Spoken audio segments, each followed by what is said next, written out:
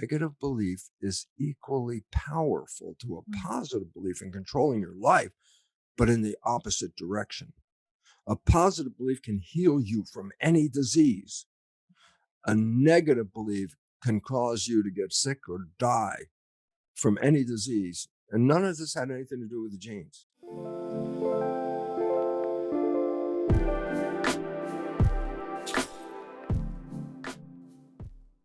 Bruce Lipton is a cell biologist and lecturer and an internationally recognized leader in bridging science and spirit. Bruce was on the faculty of the University of Wisconsin's School of Medicine and later performed groundbreaking stem cell research at Stanford University. He is the best-selling author of The Biology of Belief, The Honeymoon Effect, and co-author with Steve Behrman of Spontaneous Evolution.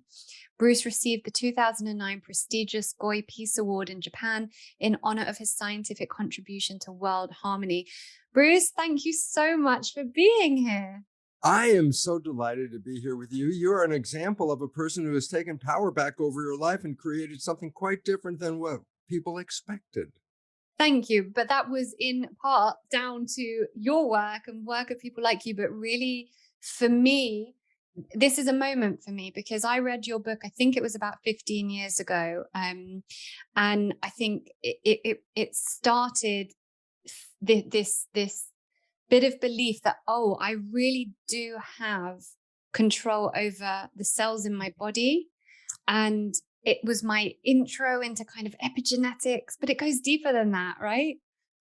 It goes right to the core of why we're even here. How Right. did we get here? Why are we here? Most people have no idea. They probably think it's so we can work every day and be, work really hard. And I go, no, that wasn't the intention of being here. The intention of being here was to recognize how beautiful this place is, how Mm, beautiful it is to be alive, how wonderful it is to have all of our senses and have them experience all the wonderful kinds of things we can have in the world, mm. music and food and visions and all kinds of wonderful things. That's why we're here. And people know it's 9 to 5. I'm working Right. 9 to 5. I go, well, We lose sight of it. yeah, they miss the whole reason at some point. Absolutely. I completely agree. So before I get on to everything, and there's so much, I always start with the question for my guests of what have you done so far today to support your wellness? I woke up. That was a great start. Uh, I wake up being in love with Mm, life, love with my partner, love with my community. The idea is I'm here as enjoying as much as I possibly can. It reminds me of my stepfather. My mother married later in life, and she married this guy, and I thought he was kind of a grumpy old kind of guy anyway. And he was like 97 years old when he was dying of cancer. My mother took care of him at home, didn't send him to the hospital. And for the last like few days of his life, he was not really there. And then just about 2 days before he died, he was like there, eyes open, alert, and everything. And he said to her, he said, "I didn't have any fun." oh, That's a 75, 97 years. And then come to the last couple of days of your life and say, "I didn't have any fun." Uh, I was like, "I'm not going there. I'm going to enjoy every possible day I can," mm, because people don't realize that we're here for experience. We're here for feeling and seeing and loving and enjoying the environment that we live in. It's so beautiful. And yet most people don't see the environment except a little bit between rush hours. They're driving to work or they're driving home from work and they look mm, and go, "Oh, look, sunlight." And then they're back in their house again. And I said, well, you missed another day on, actually my vision is people think you die and go to heaven. And I really have a whole different attitude about that. My vision is you were born into heaven. mm, And I say, well, why would this be heaven? I say, well, what is heaven?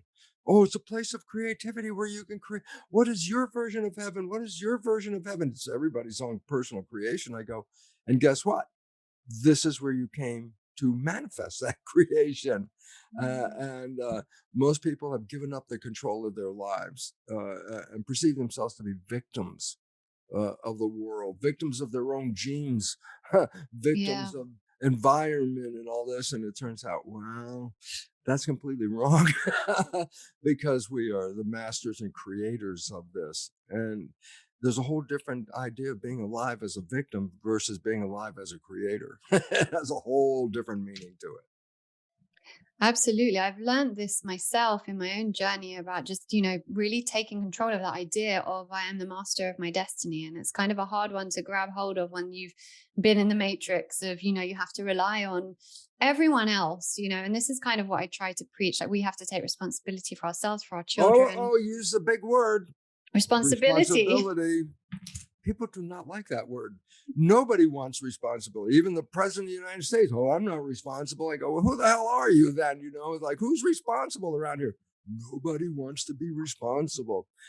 But the beautiful part is you found out, as I Mhm. found out, is that when you do become responsible, then you do have an ability to influence and shape the life experiences you have.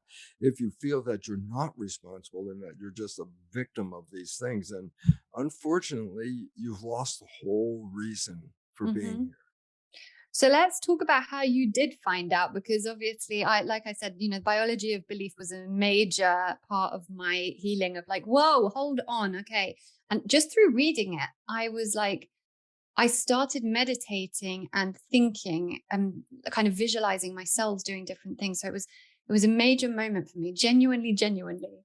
So I'd love for you, for those who haven't read it yet, and for anyone who hasn't, please go and buy it right now. I'd love for you to get into, as a cell biologist, what it was you discovered. Okay. Well, as a cell biologist, I was teaching in the medical school, professor in medicine, dealing with the nature of how cells work, genetics, and all that kind of stuff, and teaching the conventional line to medical students at that time. Conventional curriculum was based on the fact that genes control the character of our lives. It was a belief referred to as genetic determinism, the belief that genes determine the character of your life. Well, I was teaching that, okay, and I'm gonna have to say, what is the deeper consequence of teaching that? On the surface, oh yes, genes control your life, blah, blah, blah. And I go, yeah, give me the deeper meaning. And the deeper meaning is this. As far as we know, you didn't pick the genes you came with. And if you don't like the characteristics, you can't change the genes that you came with. And then, of course, we teach people that genes turn on and off, and in the process, control your life. I say, put those together, and what you have is that you are a victim of your heredity. Meaning, oh my God, there's a cancer running in my family, and I could get the cancer gene, then I can get the cancer. Now I'm living in fear because that cancer gene is around and all that. And people start to really feel themselves as not in control of their own biology, that their genes control them and they had nothing to do with selecting or activating those genes. And I go, well, that's the belief system. In the laboratory, I was doing research at the time cloning stem cells. So, first, a little introduction. What are stem cells? Well, before we even say that, when you look in the mirror and see yourself in the mirror, you see yourself as a single entity. And I go, well, that is actually an illusion because you're made out of 50 trillion cells. The cells are the living entity. You, by absolute definition, are a community of cells. Okay. So I say, well, what's relevant about that? And I go, well, every day, normal attrition, normal death, we lose hundreds of billions of cells every day. The skin cells are continuously sloughing off. The digestive tract, the whole lining from mouth to anus, the cells lining that whole structure all the way down are replaced every 3 days. I go, well, there's a lot of replacement going on here. So where are the cells coming from that are replacing all the dead cells? And I go, because in our population of 50 trillion cells, there are cells called stem cells. I say, oh, what's a stem cell? And I go, well, actually, the name of a stem cell before you were born was called embryonic cell. So if I did a tissue biopsy of you a minute before you're born, and I say, look, see, this is an embryonic cell.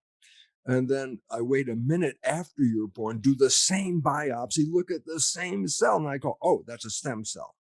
So it, you're born, I can't call it embryonic cell, but it is an embryonic cell. And these embryonic cells are scattered through your body, and their job is to replace the cells that die every day, hundreds of billions of cells every day. And I go, okay. I take one of these embryonic cells, which are potentially anything, skin, bone, muscle, brain, anything they can become because they're embryonic cells. I take one embryonic cell, put it in a petri dish by itself. This process is called cloning. And I say, well, what does that mean? I say, well, I put one cell in addition that divides every 10 hours. So first there's one, then there's two, then there's four, then there's eight, and it doubles 16, 32, 64. At the end of the week, I have 30,000 cells in the petri dish, but there was only one parent. So I say, well, what's the point? 30,000 genetically identical cells. I take that dish with 30,000 cells and split the cells into three dishes with 10,000, 10,000, and 10,000. So I have three culture dishes, each with 10,000 cells, but all the dishes are genetically identical. Now comes the point of like, you grow cells in a laboratory in a fluid called culture medium. I said, what is culture medium? I say, the laboratory version of blood. If I grow human cells, I say, what's human blood made out of? And then I take the chemistry of that, mix it all up, and that's called culture medium for human cells. Mouse cells, well, I look at mouse blood, see what that has, etc. So I have three dishes, genetically identical cells. But here's what I did. I changed the chemistry just slightly in the culture medium. So while there are three dishes, each dish has its own little personal environment, just slightly different chemistry than the other two. And I say, okay, so I have three dishes, identical cells, but three different environments. And I say, in one dish, the cells form muscle. The second dish, the cells form bone. And the third dish, the cells form fat cells. Now I'm left with the most important question. Well, what controlled the fate of those cells? What controlled them? And I go, they were all genetically the same. It was the environment that was slightly different. Okay.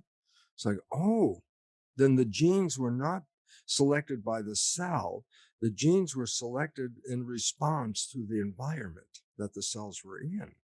Change the environment, change the genetics. I go, oh, we used to think that genes controlled all this. Now, my research showed it was the culture medium, the environment that controls the genes. Now, one last step in the whole world changes, and I go, I said you were an entity composed of 50 trillion cells. So the joke is you are a skin covered culture dish.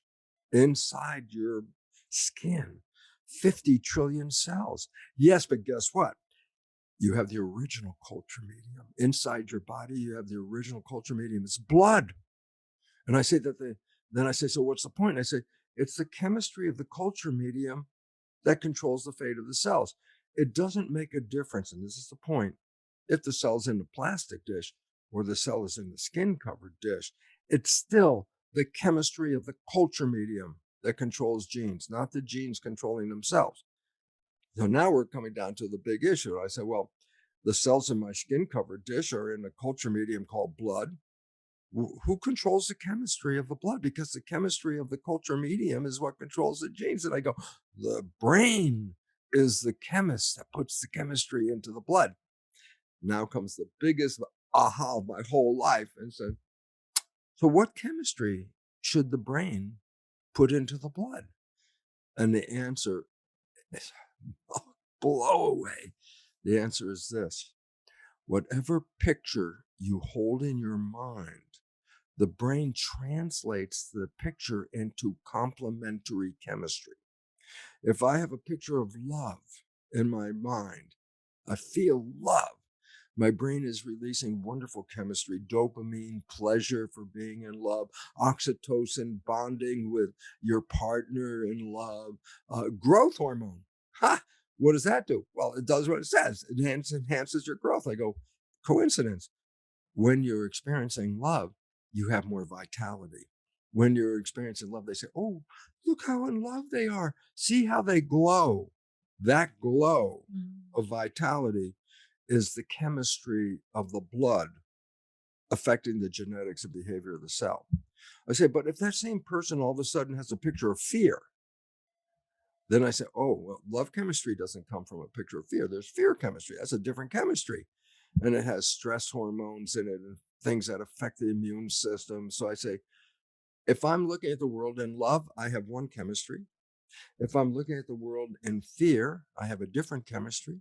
And it's the chemistry that controls my genetics. And all of a sudden it says, oh, then wait, my thoughts are the control of my chemistry. If I have positive, wonderful thoughts, then I'm putting in healing chemistry in my body. But if I have fear or anger or issues like that, I put in different chemistry. But it's the chemistry that controls the genes. And all of a sudden it's like, the genes don't control themselves. I go, no, there's no such thing as a gene turning on and off. That was a mistake. Genes don't turn on and off. Genes are controlled by the chemistry of the blood. And the chemistry of the blood is a complement to the consciousness. Point is simple. If I look at the world in joy and happiness and love, I'm fulfilling the chemistry of my body in the blood to go to my genes and enhance my vitality, enhance the character of my love. But if I'm thinking of negative, scary things, then the chemistry of that is also going to affect me genetically, but it's not going to enhance my life. It could cancel my life. Now, people say, oh, you mean your thoughts are controlling your life? And I go, hey, it's only been 100 years, but there's something called the placebo effect. Mm-hmm. I go, what's the placebo effect? I say, well, a person has an illness. A doctor says, here's the brand new, greatest new medicine ever created for you. And you take this pill and you get better. But then you find out the pill was a sugar pill. And I go, well, if it's a sugar pill, then what healed you? You ready? The belief in the pill. Mm-hmm. I believe I was going to get better. I took the pill. I got better. It wasn't the pill. It was my belief. So a positive belief about healing can manifest healing. Placebo effect. Well, nice story, except that the most important part of that story is left out. And I go, what is it? And I say, well, placebo effect is the result of having a positive thought that healing is coming to me through surgery, through drugs, through whatever it is. I'm going to heal myself. I see it. I'm working on it. But then I said, but what about negative thinking? Like, oh, it's not going to work. Oh, things are going to get worse. Oh, the prognosis, the doctor said that I have only 3 months left to live. And I go, these are negative beliefs. And here's the point. A negative belief is equally powerful to a positive belief in controlling your life, but in the opposite direction. A positive belief can heal you from any disease. A negative belief can cause you to get sick or die from any disease. And none of this had anything to do with the genes. Mm-hmm. All this had to do with was, what was the thought? Because that thought was shaping the chemistry, which is then shaping genetics and behavior. And all of a sudden you say, you know, it's interesting that 60% of people's thoughts are negative and redundant, repeating the same negative things all over again. I go, well, then more than half of your life, you're not fulfilling a positive, wonderful heaven on earth thing. Half of your life, you're like, oh, it's not going to work. Oh, I'm going to get sick. Oh, I'm going to have a problem. Oh, this won't happen. I go, well, you're creating. And you can create from positive, but you can equally create from negative.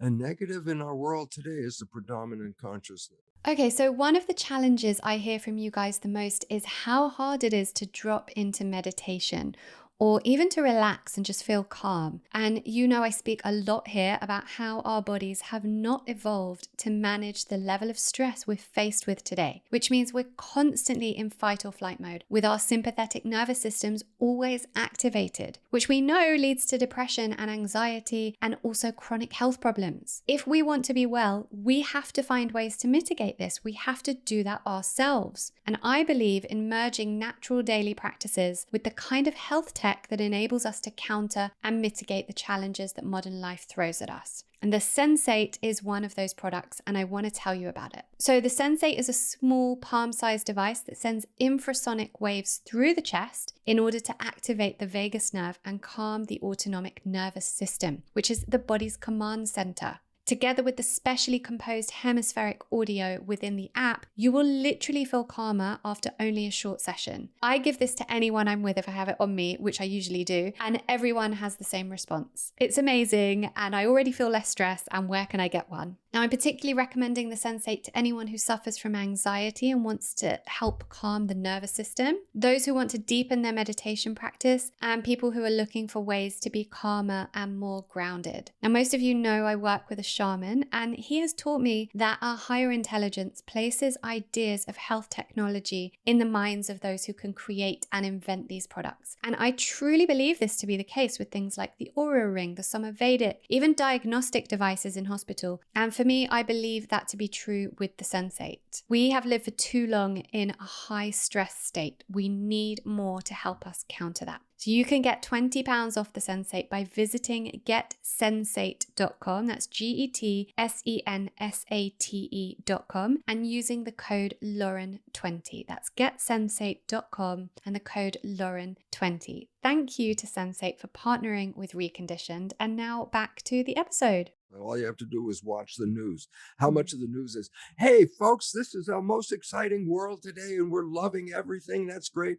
Or, okay, today war broke out in the Ukraine and the climate change has caused the crops to fail in India and blah, blah, blah. And I go, oh my God, I just watched the news. All I got was scary pictures, scary pictures, scary chemistry, scary chemistry, scary genetic activity. Mm. Well, that's kind of simple, except it's hard for people to fully own this because we've been programmed to be victims and we become the victim, the program. So as you mentioned, Matrix, the movie The Matrix, people think it's science fiction. I go, no, the movie The Matrix is a documentary. I go, what do you mean? I say, what was the premise? That we were all programmed. I go, well, biologically, that's a true story. All children are programmed for the first 7 years of their life, and that these programs then run 95% of your life. So in the movie The Matrix, if you got bad programming, then 95% of your life, you're going to have bad behavior and bad consequences. So it turns out that the movie The Matrix is right in that we've all been programmed. Okay.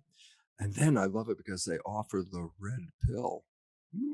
What's the red pill? Oh, you take the red pill and you get out of the program. Oh, what would happen? I go, well, most everybody out here in our audience today has taken that red pill at one point. Like, what do you mean? You took this red pill and your life changed in 24 hours. And I go, what was that pill? Falling in love is the equivalent of the red pill. I go, why is that? I say, because when you're falling in love, you stop playing the programs that you got in that first 7 years. And when the programs stop, then your creative conscious mind is now the programmer. And the creative conscious mind has wishes and desires and things that you want. And I say, the moment you fall in love, you stop playing the limiting programs that you played your whole life. And in 24 hours, your whole life is upside down. Now you're in a honeymoon. Oh, heaven on earth. I fell in love. Everything is beautiful. The food's beautiful. The music, even the crummy job, that's not so bad. Everything, it's changed. I said, what did it change? The world changed? I go, no, your response to the world changes. Your perception changes. You went from blah, blah, blah. And then 24 hours later, you had honeymoon. I go, what the hell is a honeymoon? I go, heaven on earth. You experience heaven on earth. I go, oh, was it hiding back there? And I get a chance to experience it. I said, no, it's always there. The only reason you can't experience it is because 95% of your life is not coming from the creative conscious mind, wishes and desires mind. It's coming from the subconscious mind programs. And most of those programs are negative. So the result is we struggle through life, not because we have to, but because we are always playing these programs. And I say, well, what happens when you fall in love? I say, you stop thinking. They go, so what? I go, the conscious mind is the creative mind, but it also can think. I go, so what? I say, if the conscious mind's looking out at the world like you're driving a vehicle and the conscious mind is looking out the windshield and I say, I want to go here and I want to go there and I want to do this, you're driving, you can do what you want. But the moment the conscious mind is thinking, here it is, ladies and gentlemen out there in the world, you want to know it, here it is at this moment, I'm going to tell you, the moment you are thinking, The conscious mind is not looking out at the world. A thought is inside. So I say, look, Lauren, today's Tuesday. And I say, Lauren, tell me what you're doing on Thursday. Now, at first, you might go, I'm not really sure. But then in a moment, you'll think, and you say, oh, Thursday, I've got to do this and this and this. I say, where'd you get that answer? Well, I was thinking it was inside. And I go, that is the problem. I say, what do you mean? I say, well, if you're driving the vehicle, you have to look out the window. But if your conscious mind is not looking out the window, it's now looking inside. And I say, then who the hell's driving the vehicle when you're thinking? I go, oh, the program, it's automatic, it's autopilot, steps in. The moment you're thinking, you're not looking out the window, thinking is inside. So the subconscious takes over. And I go, but the programs in the subconscious didn't come from you. You downloaded them by observing other people in that first 7 years. So when you were thinking, fact, you are not creating your life with your conscious mind because conscious mind is thinking. And I go, then when I'm thinking, then the subconscious is in charge. And I go, absolutely it is. And then here comes, how much time do we spend thinking? 95% of the day. And I go, so simple conclusion, Lauren, after all of that talky talk stuff, it says only 5% of the day are you creating the life that you want from the conscious creative mind. And 95% of the day is the time you are spending thinking, at which time your life is controlled by the programs which you didn't put in there. And so 95% of the life you experience is not even yours. You were programmed to experience that. And that's how kids grow up being like their parents, because in the first 7 years, you watch your parents and your family and your community to see, how does it work? What do I need to do to become a member of this family? What kind of behavior must I have to be a member of that community? I say, a kid doesn't know. They're just born. I say, so how does a kid know? As I mentioned, the first 7 years of a child's life is programming because the brain of a child for the first 7 years is not at the higher vibration activity of consciousness. The brain of a child at 7 is more in a lower vibration than consciousness called theta. And I go, where does consciousness vibration theta come from? I say, when you put wires on a person's head to read their brain activity, it's called EEG, electroencephalograph. I'm reading your brain activity inside your head. I go, oh, well, the brain has different vibrations, like an engine running, okay? Up to age 7, you're at a lower vibration than actually consciousness. It's called theta. Theta is characterized as imagination. I go, this is exactly what kids live in the first 7 years. They mix the real world with the imaginary world seamlessly. Oh, we're going to have a tea party. Pour nothing into the cup, drink nothing, and go, that was the best tea I ever had in my life. Riding a broom. No, it's not a broom, it's a horse. I go, these are examples where the theta mindset is creating this experience by mixing an imagination with the real world. But it's also hypnosis. So a child is downloading behavior for the first 7 years by observing others. It can't read a book to say, how should I be a member of a family? What are the rules do I need to have for life? It's a kid, it's an infant. It can't read, but they can record by watching and downloading. So the brain is like a video recorder. For the first 7 years, it's observing what are the behaviors necessary for me to be here in a family or to be a member of the community. There are behaviors, and I learned them. So this is where the matrix comes in. It says, yep, the first 7 years, you were downloading behavior because you couldn't read the book. and you looked at parents and siblings and the community and recorded their behavior because that was the normal supposed to be. And then now you're programmed. Your subconscious has normal, quote unquote, behavior. And I go, well, depends if your parents were normal. In my case, look, we learned our relationship stuff. My parents had a dysfunctional relationship. Okay.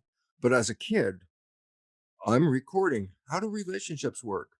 I watch my mother, I watch my father, I see the behavior, the interplay, and I record that. Now I get older and I want to have a relationship. I say, well, how do I do it? I say, oh, I got a program. Yeah. I go, where'd you get that? I watch my father. And then I say, how come for 40 years I couldn't get a relationship off the ground? And the answer was, well, in hindsight, if you observe my father's behavior, which was quite dysfunctional, then I didn't realize matrix, I'm playing those behaviors 95% of the day, and I'm sabotaging my life. It was only when I realized, oh my God, I have to change these behaviors that I downloaded, that once I did that, then I empowered my life. So instead of 40 some years of dysfunction in the last 25 years, I have been able to live honeymoon every day for 25 years. Why? I got rid of those negative programmings. And I say, for the audience out there, really is important. I go, well, how do you know what the hell your program is? And I say, because the issue is, when were you programmed? I say, you were even being programmed before you were born. You were being programmed in the last trimester of pregnancy. You were being programmed from age 0 to age 7. So now comes the issue. I say, hey, Lauren, what program did you get when you were 0? I have no idea. Why? You weren't there. The conscious mind wasn't working. What program? You had a whole year programming 0 to 1. No idea what that program was. Okay, you had another whole year. From 1 to 2, you were being programmed. What was that program that you got when you were 1 year old? You go, I wasn't there. And up to 3, you were being programmed. I say, after 3, you might have some memories of these experiences, but you have no memory of the experiences at 0, at 1, and at 2. I say, yeah, but these were all solid programs for every day of those years you were being programmed. And now comes the issue that people have to say, well, if my program is controlling my life, what the hell are the programs? And then I go, cool, you ready? 95% of your life is coming from the program. Your life is a printout of the programs that you got in the first 7 years. I say, so what does that mean? I said, well, right now, look at your life. And here's how I want you to look at it. The things that you like that come into your life, well, they come in there because you have a program to acknowledge those things. But the things that you desire and wish for and you want to have in your life, and you work hard to get there, stress over it. I'm going to make it happen. I'm going after that prize. I'm working real hard. I'm sweating over it. I'm going to make it happen. I go, why are you working so hard? And the answer is just so simple. That destination that seems elusive, that you can't get to so much, is not supported by your program. Your program is sabotaging you. And in the process, you want to override the program so you work harder.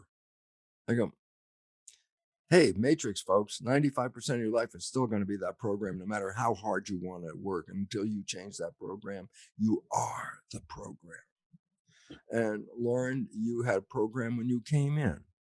Then you had an opportunity to reevaluate. You're the one you can tell us you did it. You reevaluated your life and changed your program, I presume.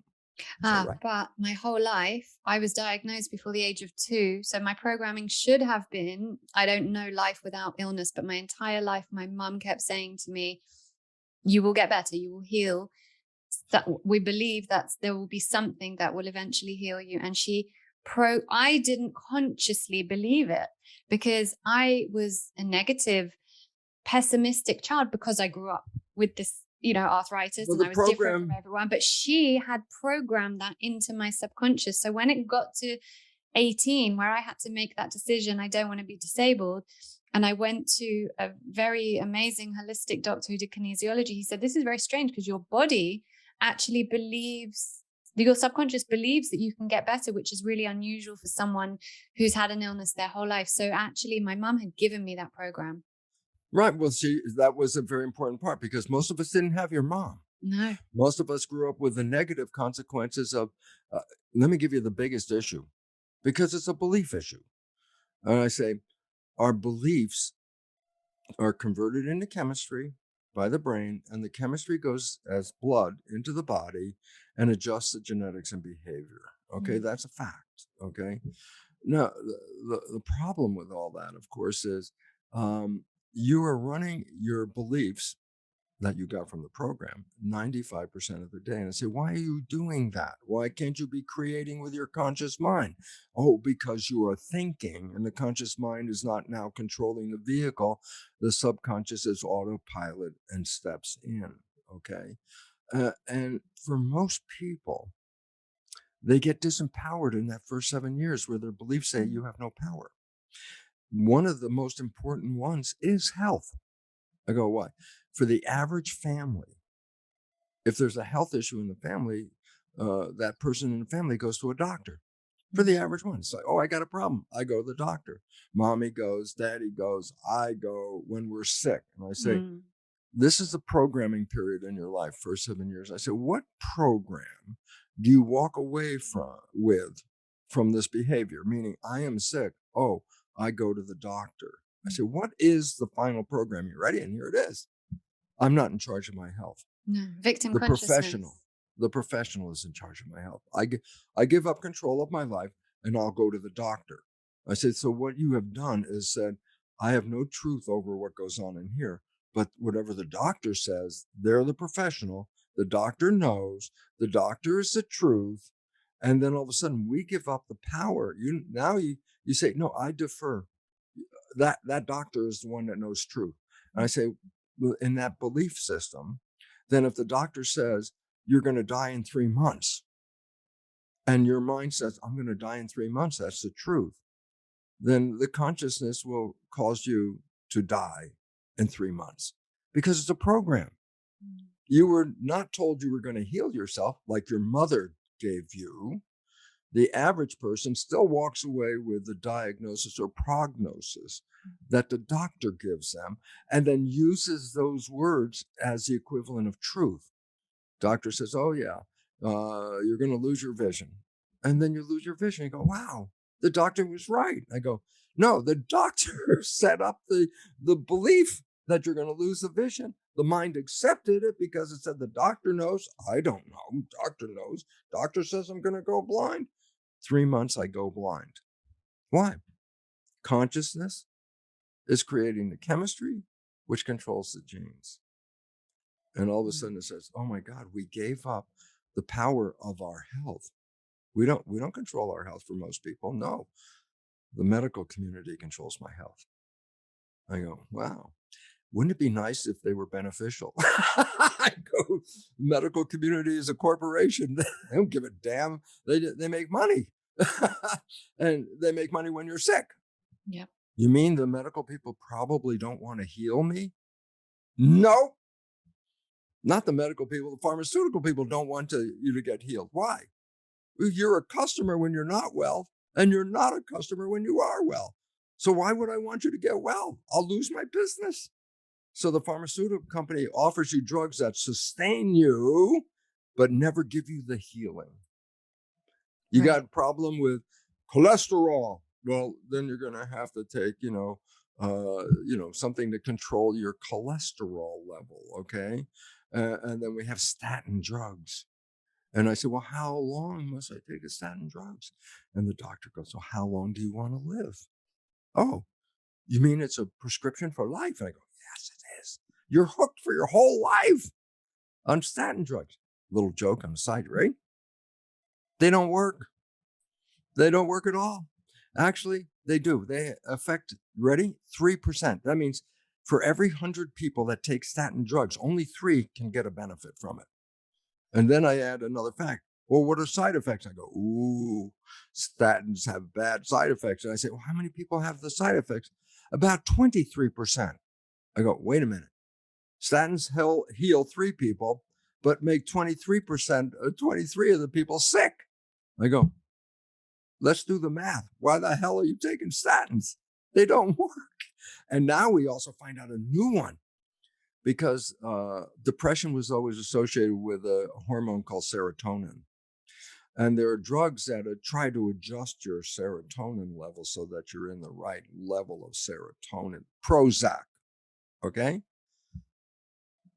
Serotonin doesn't cause depression. It's not related to depression. The whole belief system of all the drugs that are like Prozac, they don't work. And I go, wow, you mean these are like placebos? I go, yes, they are. I say, how long has science knowing this? I go, I have reports from the 1980s that Prozac is a placebo. And it's been known by medicine as a placebo ever since, but it's a good placebo. And I go, what do you mean a good placebo? I say, well, if you take a sugar pill, it's only like, I think it's going to work. That's a belief.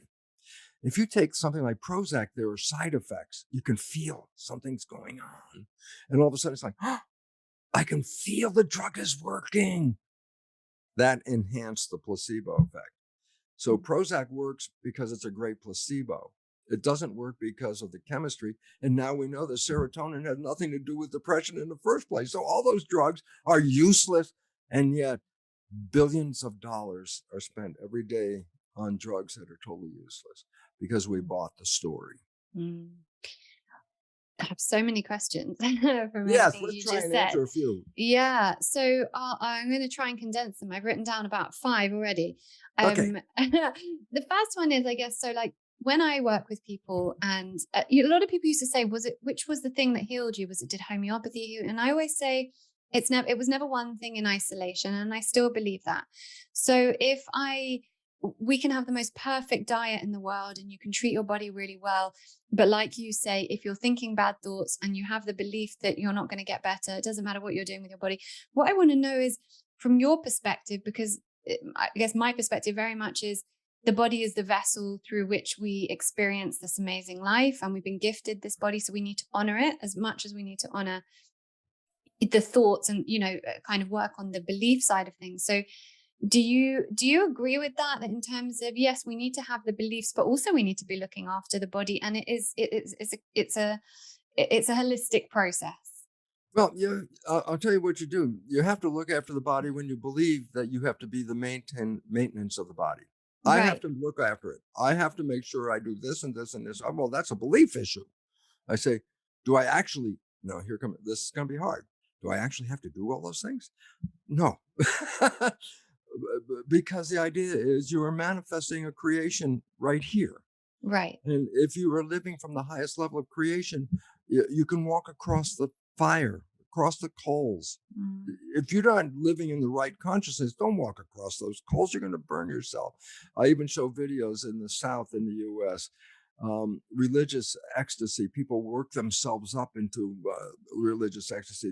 They speak in tongues, they say, where they garbly noises, and they play with poisonous snakes because they say, God protects me. And here's the one I want to bring up.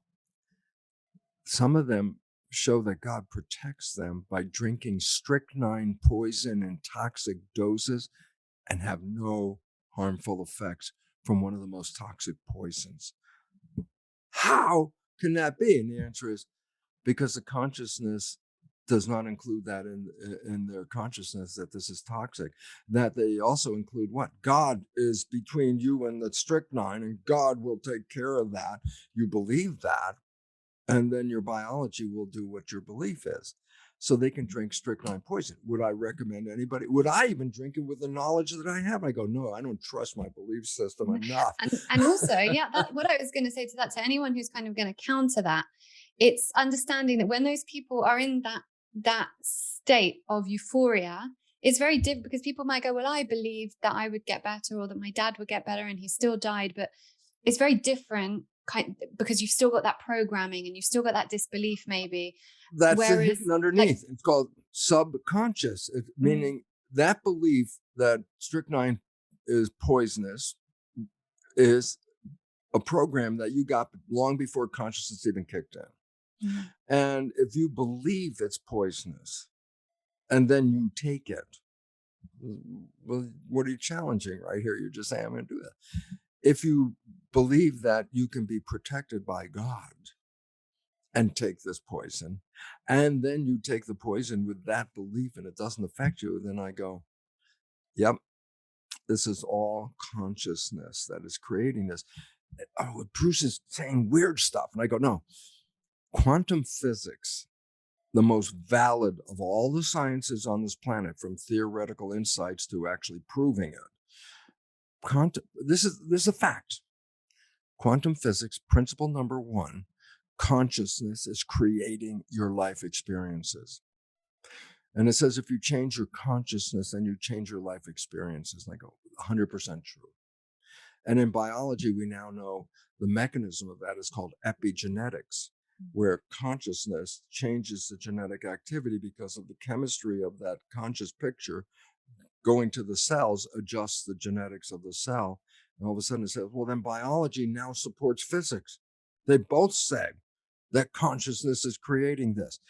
Easy to say. I can go in front of an audience, 1,000 people, and say, listen, here's how it works. And I show the physics that is all energy and blah, blah, blah. And they go, yeah, yeah. And then I say, what happens when they leave the building? I go, immediately go right back into the old program. They woke up for a minute because consciousness said, oh, look at this opportunity. But when they walked out of the building, 95% of their life was not coming from that new education. It's now coming from the old program. So you can offer the education. Does it make a difference to a person? I said, only when they decide to change the programming. Because you can have the smartest, this is like I read a self-help book. I say, well, oh, you read this book? I say, did you learn? Oh, yeah, I've learned how, blah, it's going to be great. I say, now that you read the book, did your life change? Nah, but I'm smart. I know that this is there, but my life didn't change. I go, significance. The conscious creative mind can learn things that we just talked about instantaneously. But the subconscious is habits, programs. Just because I just said and what we just talked about how powerful you are, not in the program. And if the program is running 95% of the time, then I don't care how smart your conscious mind is, because it's not in control. Mm. And when is it in control? Oh, when you stop thinking. And I say, oh, when was that? I go, well, the example we gave earlier was falling in love. When people fall in love, they stop thinking. I go, well, why would that be? And I go, well, if you've been waiting for this person your whole life and now they're here in front of you, why would you be thinking when that disconnects you? So when you fall in love like that, you stay what is called mindful. You stay conscious. And if you stay conscious, then you're not thinking. And if you're not thinking, then the conscious mind stays in control. When you are thinking, the conscious mind defers and the subconscious comes in. So when you fall in love at first, no thinking anymore, you're present. Oh, and guess what? You become creative. And I go, you and your partner both all of a sudden are no longer playing programs. You and your partner now are creating from wishes and desires, which is what heaven on earth. That's, oh, I want that. I said, well, then you manifest it. It's called the honeymoon. And then I go, but the honeymoon is frequently not a long period, it's a short period. I go, well, how come it ended? And the answer is, how did you get it? Oh, I stopped thinking. I stayed mindful. But then I guess what? Down the road, you have a job, you have chores, you have responsibilities, you start thinking. I say the moment you start thinking, then the behavior that you're playing now is not honeymoon behavior. You're playing program from the past. So you have blah, blah, blah programming. You fell in love. There was a period you stayed conscious right there. You controlled. You had honeymoon. Then you started thinking. And then when you started thinking, blah, blah, blah, returned back again. And all of a sudden it says, oh, then the honeymoon was not an accident. I go, no, that was a creation. I go, but then how come I can't maintain it? I say, because that came from the creative conscious mind. And if the conscious mind is thinking, then you're coming from the program, and the program that you got from other people doesn't necessarily support what you want. And now your life is a struggle because you're not creating now. Now you're back into program again. So the issue is this: we have blah, blah, blah programming, fall in love, stay awake, stay conscious, control the creativity with the creative conscious mind, honeymoon. And then at some point, thinking comes back in. You're back to the program again. Honeymoon is over. So the point is, well, the honeymoon could be there your whole life. Yeah. It could be there your whole life. Why? You created it. You could have kept it, but you had to think. And the moment you were thinking, you deferred to the programs from you got from other people. Now, the obvious important point, and probably one of the questions number 4 or 5 in your list is, well, what can you do about it? I say, you can reprogram the subconscious mind, and you can then be the creator of your program. And I said, simple conclusion. What if you took the wishes and desires of the conscious mind and programmed them into the subconscious mind? Ready? You'd be on a honeymoon every day the rest of your life. Why? When you're thinking, you'd be playing the programs. I say, yeah, but you just put all the programs of wishes and desires and creativity in there. So when you defer to the program, you're still creating heaven on earth. And when you're not thinking and you're conscious, you're still creating heaven on earth. Then you're creating heaven on earth 100% of the time. I go, yes. And that is the destination. And now I'll be quiet for a moment because you have 4 more questions. So let's go. I've got loads more questions. Those 5 were just the ones I wrote down while you were talking. I've got loads more that I'd written down when I was preparing for this. But also, just to kind of clarify, I guess that what you mean by falling in love is doesn't mean one person has to fall in love with another person, right? Oh, We're thank you. creating that ourselves, because Thank I you. want this to be clear for, say, the Yes, single person who's listening to this thinking, absolutely. but I can't find the person. But by creating this heaven on earth within ourselves that you're referring to, we then set up the environment to manifest that person into our lives. If you're looking for that person, but you don't even have to be looking for that person. But that's what, What in was terms of if what someone's was trying to manifest a great relationship, they need to be in that state of love with themselves first. Oh my goodness! Now you touched on another one that was so important. And so let me start with that one because that's the most important one, and then we'll go back. Okay, Mhm. the most important point is that we are creating all of this right now. Okay, and when we got programmed for the first 7 years, our parents were like teachers or coaches. A coach. Now listen to this: if you're on a sports team and you have a coach and you're not performing to high enough, the coach doesn't go, oh, please do better. No, the coach says, that's not good enough. Who do you think you are? You got to work harder. This, you don't deserve to be on this team, blah blah blah. Well, a child on a team is older and is conscious, and then takes the words of that coach, you don't deserve to be on this team, but takes it and says, I'm not performing the best I can. If I perform better, then I will be deserved to be on the team. So that encourages me to do better. Now, if the parent is a coach and the kid is under 7 and the kid is not thinking because consciousness isn't working, they're recording. And the parent says, that's not good enough. Who do you think you are? You don't deserve this. I go, the child's not like the older child thinking, oh, I'm involved in any way. The child's just recording. I'm not good enough. I'm not deserving. I'm not lovable. That's a recording. And then 95% of your life comes from those recordings. And I said, then what happened is if you believe you're not lovable because you've been criticized, and you ask yourself, am I lovable? And you look and you say, no, look, I'm not smart enough. I'm not deserving. These are the programs. Obviously, I'm not good enough. And therefore, guess what? You don't love yourself. I go, why? You become self critical because your parents criticized you. So you pick up that mantle of criticism and carry it for the rest of your life. I'm not lovable. I'm not good enough. I go, but 95% of your life is coming from that. And then, therefore, your life has to match the program. If you have a program, I do not deserve, then it would be so crazy if you started to deserve things. Because then your mind's saying, I Right. do not deserve, then how come do I have these things? But the point is this: I do not deserve in the mind, your behavior will push away what you deserve. Mhm. I'm not lovable, then you cannot be loved by anybody else. And that comes back Think to the quantum physics you were talking about, right? In terms of how manifestation then works for us. because we're broadcasting an energy into the field, Mhm. and the energy is shaping the material world. Mhm. If your broadcasts are disempowering, then your behavior, by definition, is going to be disempowering. So when you brought up people don't love themselves, here's a fact that is so profound because I've been involved with belief change programs.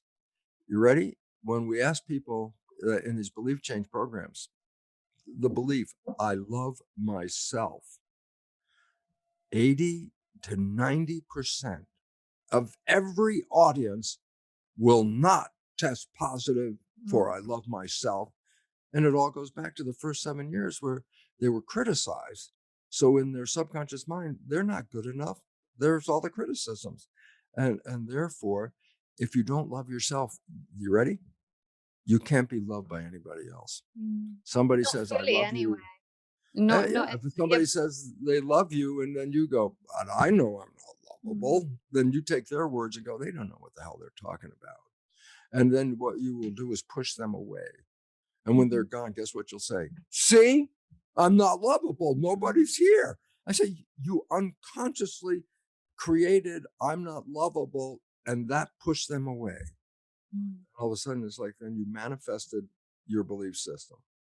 And the issue is because most of us were criticized Yeah. during that very important 7 year programming. Mm. And those criticisms run 95% of our life. Which is And why they it's so important to go back and do inner child work and reprogram that. Yes. Lauren, that's exactly where the whole thing comes down to. It says, well, if you don't change the program, you are the program. I say, Mm, for how long? I said, look, not all the programs in the subconscious are bad. Let's start off with that because a lot of people think, oh, the subconscious is evil. I go, no, subconscious is a hard drive in a computer. I say, is your computer hard drive evil? I go, it's not evil. It's a hard drive. It's got programs. Oh, I could have some bad programs in there. I go, well, yeah, you can. And I go, this is the same thing about us, is that we have programs that we believe that we're not good enough.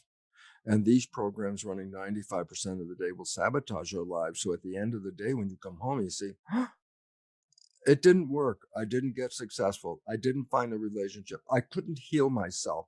And I tried to get out of these things and I still have them. And here comes the biggest problem. Subconscious means below conscious. Okay. When the subconscious is creating the behavior, you don't see it. mm, Why? Well, first of all, where's your conscious mind?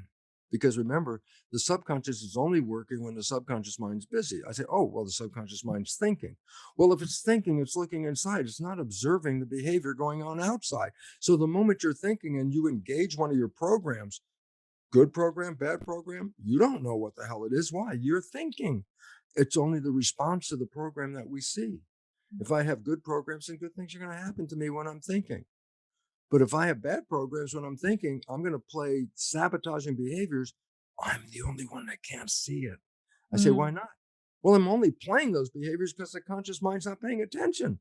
So I'm the only one. So the same story, 40 years, still looking for the better one, not found it. You have a friend, you know your friend's behavior very well. You happen to know your friend's parent. One day you see your friend has the exact same behavior as their parent. So you want to offer them. You go, hey, Bill, you're just like your dad. Back away from Bill because I know exactly what Bill's going to say. Bill's going to say, how can you compare me to my dad? I'm nothing like my dad. The audience laughs. Why? They all have these experiences. I said, that's the most profound story in the world. I go, why?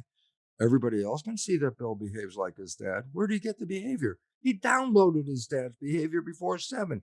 But then why is he playing his dad's behavior? Because he's not paying attention.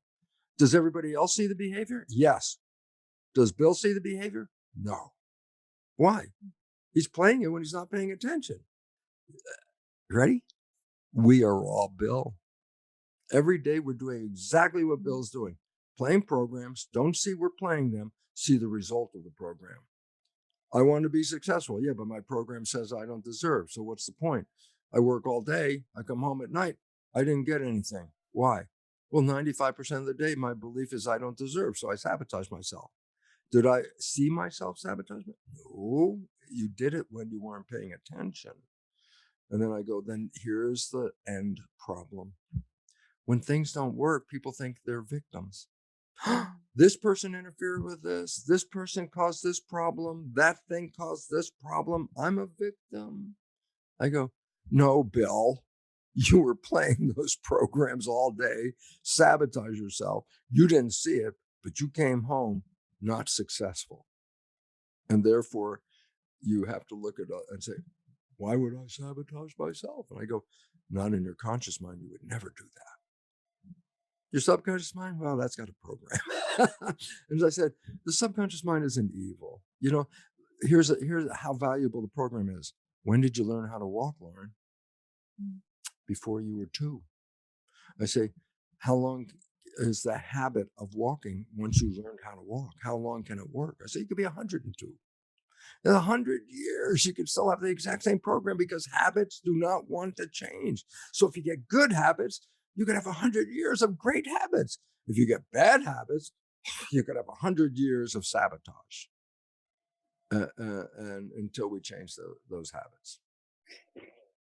I want to ask about obviously the parenting side of it, but before we do, let's just go maybe into the slightly less esoteric. And I hear a lot of women, especially, I mean, there's lots of talk about genes and stuff, especially a lot of women, very kind of popular idea now to go and get tested for the BRCA gene, especially if, yeah, yeah, I know it's like your favorite thing, especially if there's a family member that you know has had it. And then the Yep. option is to Yep. go and then have a double mastectomy or whatever it might Yep. be. Yep. Angelina You know Jolie. where I'm going with this. I'm just going to give you the floor. Go. Okay, Angelina Jolie says, look, my mother died of breast cancer. My grandmother Right. died of breast cancer. I have the breast And cancer then gene. loads of So women went and listened to her and went and did it and are they carrying on followed doing her it. because they said, oh, if you take your breasts off, you can't get breast cancer. I go, this same gene causes uterine and ovarian cancer. So not just take your breasts off, maybe you have to do the whole hysterectomy kind of thing like this. And I say, you're mutilating yourself.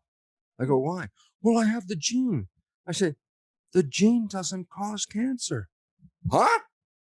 I go, 50% of the women that carry the breast cancer gene never get the cancer. And I go, well, what does that mean? You ready? Possession of the gene doesn't mean you get cancer.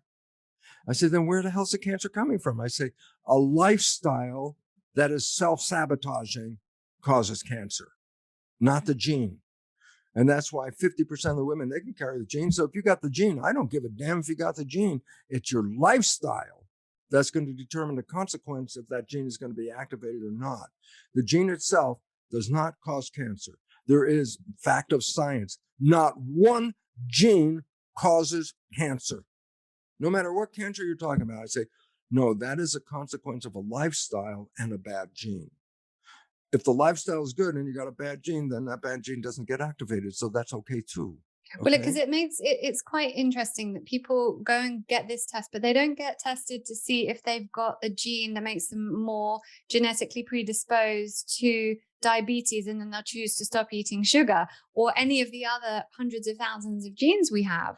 Yeah. So, you've got all these genes that could lead to something depending on your lifestyle. So why focus on this one? Because the idea is that we have programmed the public to believe that genes turn on and off by themselves without you. So if you happen to have a cancer gene, it can turn itself on without you being involved. Then all of a sudden I am the victim of a cancer gene. I go, well, the first belief is totally wrong. Genes do not turn on and off. Genes are blueprints to make the complex molecules called proteins, which is what our anatomy is. This is a protein mechanism. I say, the proteins, where do they come from? I say, they're very complex molecules. I say, oh, the proteins are created from blueprints. I say, what are the blueprints? DNA. You ready? Now here comes the part. Yes, DNA is a blueprint. I go, you know what? Go into an architect's office and she's working on a blueprint. And you ask her and you go, is your blueprint on or off? And she would look at you, well, you're crazy. It's a blueprint. There's no on and off. I go, exactly. Blueprints cannot activate themselves. Blueprints are activated in response to the environment and the consciousness. Change the consciousness and you change the genetic activity. And if you come from a negative, depressed, overwhelmingly bad programming, then all day long you're supporting the concept that my life is not in harmony, and cancer is a sign of you're not in harmony. That's basically what it says. Did the gene cause it? No. or is the subconscious evil? I go, hey man, I know how to walk. I know how to drive my car. I know how to do my work. These are programs. Okay. So we have to get rid of the idea that programs are that the subconscious is evil. It can have some bad programs in it. And the fortunate part is that you can put an effort in to rewrite those programs. Mm. So I know that you're really passionate about parenting for this very reason, because listening to you talk, it all starts with how we parent our children, how we've been parented. 100%. So I guess I'll ask the two questions in the same time, and then you'll answer them simultaneously. So the first question is, as parents, and for any parents listening, and I'm a parent, so this is, very important to me, close to my heart. How can we ensure that we're not programming our kids into behaviors that will ensure, uh, uh, discordant behaviors later in life, or health problems created as a result of that? And then how can we, if those of us who have already been programmed, which is everyone, because I also think I'm not a fan of toxic positivity. I personally believe that it's not just a case of being positive and thinking something. We've got to go back and heal that inner child, heal that conditioning that created the trauma that led Yes. to this belief in this programming. So what is your formula for adults to actually heal this and stop it? And then, so if someone's listening, for example, who wants to heal dis-ease and is Yeah. thinking, I'm ready to fully believe, but there is still something in me that just can't fully believe that I can get better because I never have been, or something like that. Yeah. Okay. Being a conscious parent is simple in idea, but difficult to actually carry out. Very I go, why? difficult. Because a parent, just like anybody else, is working 5% from the wishes and desires. I want to be a conscious parent. Good. 5% of the day, your behavior will be supporting of I want to be a conscious parent. But then remember, the average person, 95% of the day is not coming from the conscious mind, it's coming from the subconscious program. So I go, yeah, 5% of the day, I'm a conscious parent. 95% of the day, I'm playing the same BS that I got from my parents, which made me dysfunctional. And therefore, my kid is going to be dysfunctional. Why? Because they watch me 100% of the time. So they see me 5% of the time being the good parent. And at 95% of the time, they see me playing the bad programs. So I go, oh, it's not easy to be a conscious parent because the parents aren't conscious themselves. Okay. So, but this is an important part why parenting, when two parents are present, one could be the teacher to the kids, the other could be the observer, going, oh, that behavior you just expressed was not really supportive. What? Because the person who just expressed the behavior, going back again to the story of Bill, expressing a program that they're not even paying attention to because it's an automatic program. They downloaded it from their parents, they're playing it to their kids, they're passing it from generation to the next generation. This is what has happened, and this is happening right now everywhere. I want to be a conscious parent. I go, good, 5% of the day you will be. What about the other 95? I go, whatever your program is, that's what you're going to be broadcasting. So when there are two parents, one could be the teacher at any moment, but the other is the observer. And if the observer parent looks at the teaching parent and goes, the message you just sent wasn't really that good, then the teaching parent can become aware of subconscious programming that they're passing on. That's very critical because you can't see your own subconscious programming. Because when you're playing it, you're only playing it because the conscious mind's not paying attention. So it doesn't even see the program. Okay. So being conscious parent really requires that your own behavior is so good that when that child is watching you, it's always watching the good program enhancing power to that child. Okay. So that's the most important part. Yes, desire to be a conscious parent, that's first important. But manifesting conscious parent, well, that's questionable because only 5% of the time are you actually coming from the creative So it's mind. about healing our own programming first, because without doing that, we can't pass it down to the children, because then we're just, you have to do as I do, not as I say, kind of thing. Like that, they're not going to listen to what we say if we're not practicing that, No, preaching it, or truly believing it ourselves. because they look at us and go, well, yeah, you said to be really good, but I'm observing you, you're not really good. Mm. The child is watching that and says, well, can't really work. Look, you know. So the idea is this: you're absolutely right. I need to adjust my behavior before I have that child. And if I don't adjust my behavior before that I have that child, then I need a co-parent to be there to observe me being a parent. So they can catch me and say, well, you know, while you were thinking, the behavior that came out there was downloaded by the kid was not really good, you And what know? about for the single parents out there? Well, that's the issue is how's your own programming? How's your life?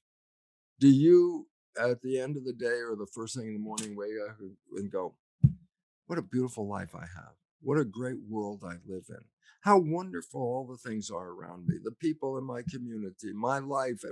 I celebrate my life. If you can do that every day, then that means somewhere along the line, the programs you are playing are enhancing your life. That would be a good parent because if Mm. the child can do that, say, hey, I had a great day every day, well, then you've succeeded at that point. So the parent has to be conscious first.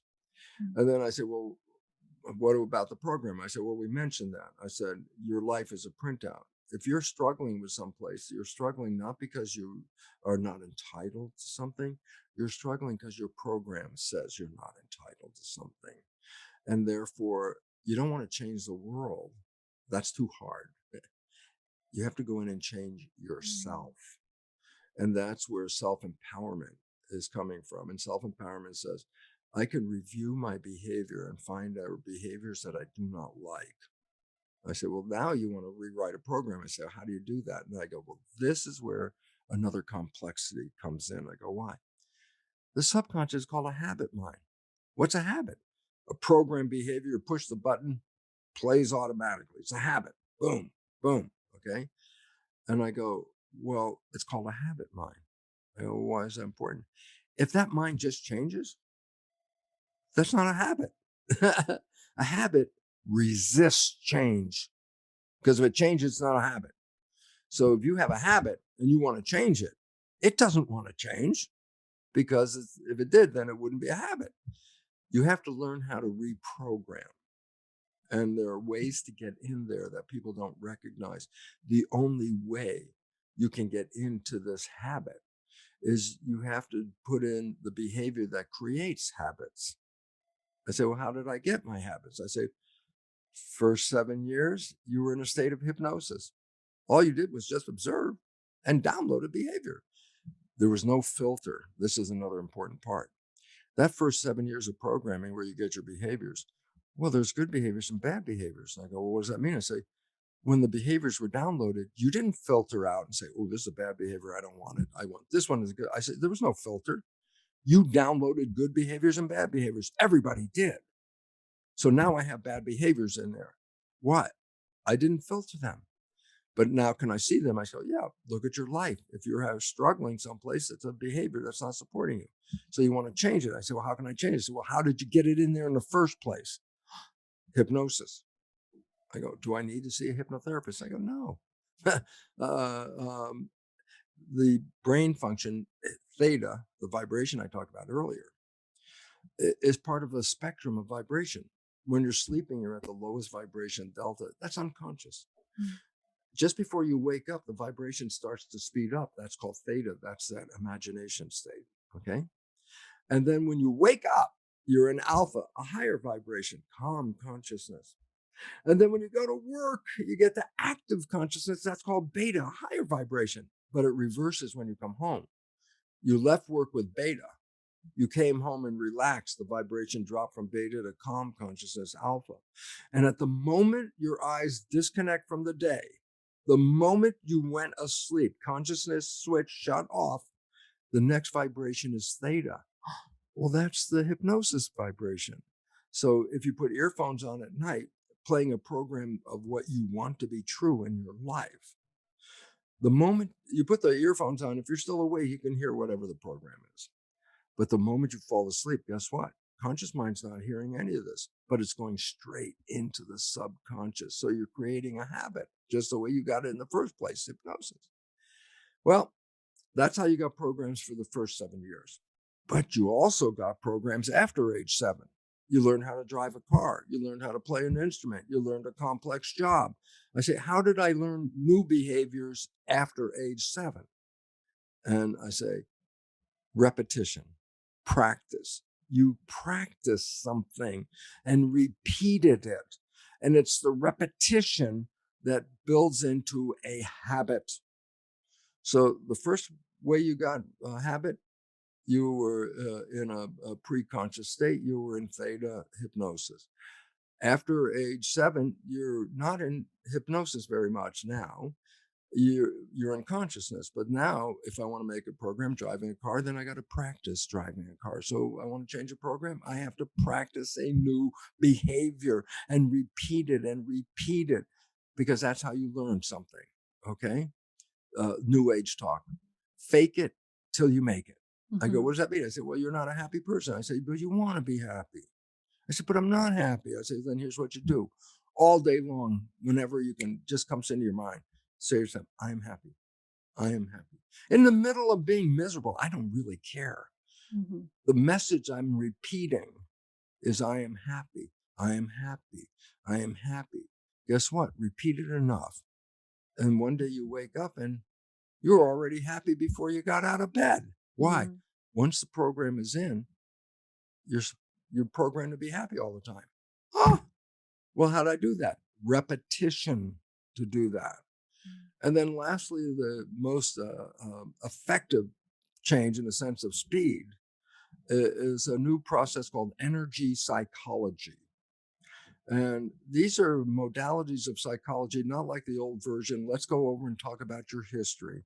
Who did what to who? Your mom did this, your friend did that. And I say, what are you doing? You're replaying these programs. I say, what good is that? I say, you're reinforcing the same damn program that you keep problems with. Mm. You know, I say, no, don't reinforce the same program. I don't care what happened in the past. There's an old thing, don't kill the messenger over the message. I go, what does that mean? I say, somebody came in your life, influenced how you maybe made a negative impact on you. And I say, and then the rest of your life, you say, that person made a negative impact. That person, I say, that person's not there anymore. You were programmed. You carry the program. You don't carry the messenger. So I don't care how you got your program. That's not relevant. I care that you have a program because it doesn't make a difference how you got it. You just have to acknowledge I have a program and I want to change the program. I don't have to go back and change the person or be involved with that person. They're not even here anymore anyway. So energy psychology doesn't go back in history and say, how did you get there? It doesn't really care. It says, where are you now? Where are you today? Where's the limitation today? I don't care how you got there because the limitation is still here. I say, I want to change the limitation. I go, well, then it doesn't go back and change the person that taught me the problem. I don't care about them. They're gone. We have to start to recognize that the behaviors that we're playing, we're manifesting them now. They're programs. How you got there, that's not relevant. You got there because you're there now. And energy psychology is like super learning. I go, what the hell is super learning? So sometimes people read a book by just moving their finger down the page. As fast as they move that finger, they could read every word on that page, complex or not, just like that. They can be in a bookstore and turn the pages of a book and just Mm. read the book. As fast as they can turn the pages, they can read a whole book in a number of minutes. If you could use that super learning ability to rewrite a program, you ready? You can change a belief you had your whole life 15, 20 minutes.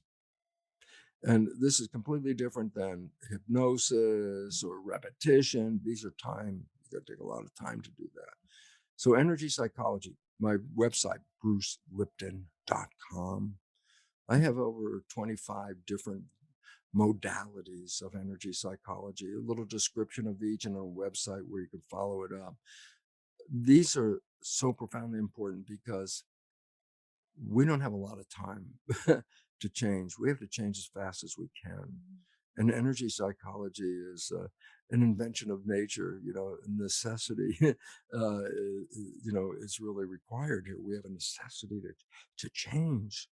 And so the new idea, energy psychology, has come into our world because we need to change fast because our behavior as a collective human civilization is destroying the planet and creating our own extinction. Mm. And this process is not 1,000 years from now, not even 100 years from now. We're going extinct in this century if we don't change our behavior radically.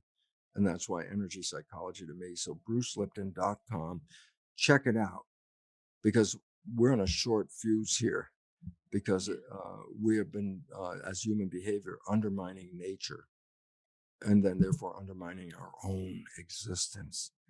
And this is why nature says, okay, necessity is the mother of invention. We have a necessity to change fast. We have a new fast way to change: energy psychology. I'll make sure to put that in the show notes as well. I know that also Zach Bush talks about this with our extinction, and it's so important. I don't think there's anything that could be more important than us changing our behaviors today. But that's So, because we're the cause of the problem. It's right. not that we're just out here as victims or anything. No, we're causing this problem by the way we're behaving.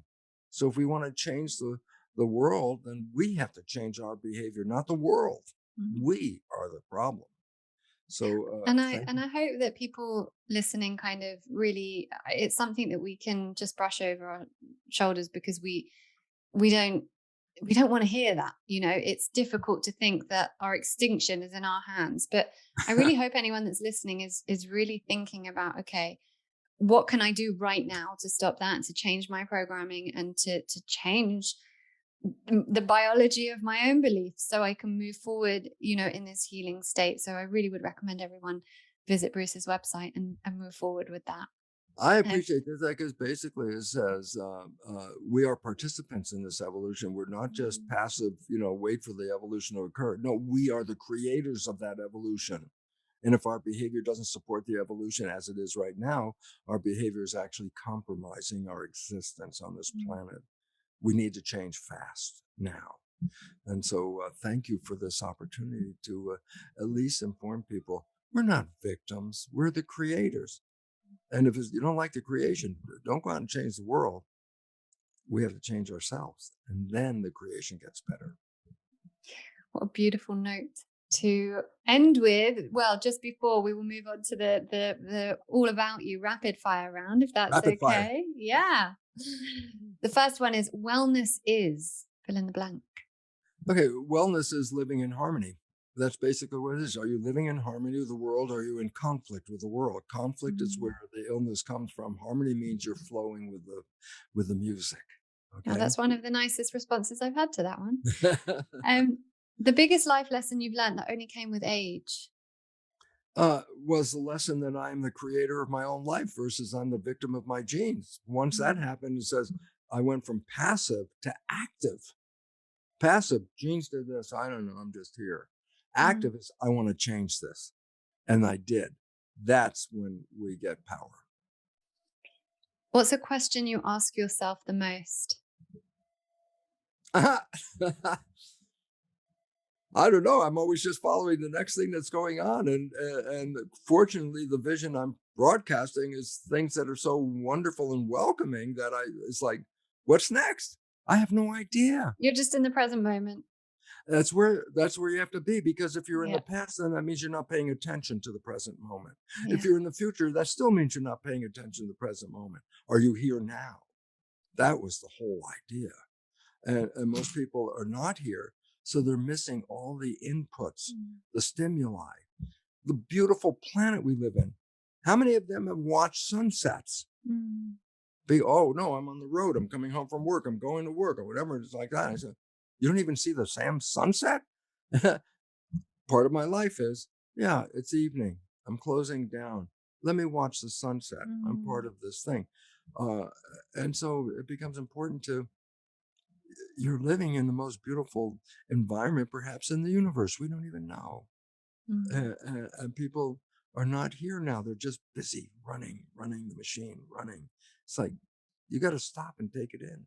Stop and smell the roses. Yeah, well, like I said to my husband a few weeks ago, like we recently moved and we live opposite like the woods, and we walk into the woods a lot. And I said to and all my friends that I take, that we go for walks, and I said, just stop, let's just smell the forest. And everyone's like, I've never done that before. I just think those moments are so vital to our being, just to stop and like appreciate all this amazing nature. It's just wonderful because people fail to recognize a garden is the height of cooperation. Mhm. And we came from a garden and lost it because we're the ones that are not cooperating with the garden. We're telling the garden what we want. It's like, no, no, you're part of the garden. You have to learn to live in harmony with the rest of the garden and stop telling the planet what we want, because by doing that, we've upset the web of life. And it's Yeah. like, no, as you said, go out there and experience this place, because most of the time your head is not on the outside, it's thinking on the inside. You're missing Mm. this planet while you're thinking. Yeah, absolutely. So I know that you're due to come to London this week, right? Oh, yes, I'm very excited Yeah. about that. Yeah, I'm looking forward to it. It's going to be great. Amazing. Well, this will come out a few days after your seminar, which is a It's going to shame. be, it was great. You should have been there. Oh, that's Yeah, you my should have been future there. talk. It's my future. Yeah. Thank you so much for all your wisdom, all your knowledge, your generous time that you've offered, but just for everything you give to the world. And I'm so grateful that you've shared that with me today and my audience. So thank you so much. I appreciate that opportunity because it's really the message for the audience that says, we're in a garden. Maybe you didn't notice it, but now Mm, it's time to notice it. And garden is cooperation, not conflict. And once we start cooperating with each other, once we start cooperating with the garden around us, harmony will return to this planet. And that's our destination. And we're either going to go to harmony or we're going to go extinct. And right now, I don't know which way we're going to go. It's 50-50 the way I see it. And thank you for this opportunity, because the more people that wake up, the more we have an opportunity to go into the future as a garden. yeah, I agree. Well, thank you so much once again.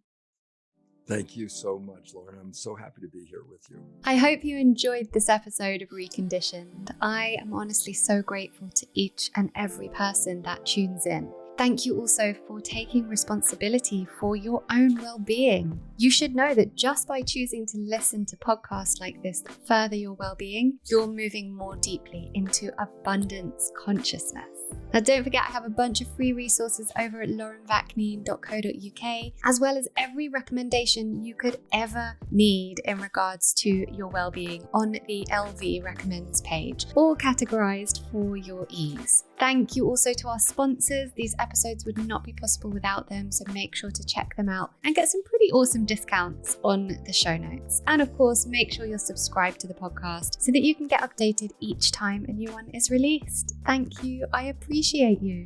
Reconditioned is proud to be working with Women for Women International, a charity that supports women survivors of war in 8 war-torn countries around the world. You can help a woman survivor of war transform her life today by visiting womenforwomen.org.uk/donate.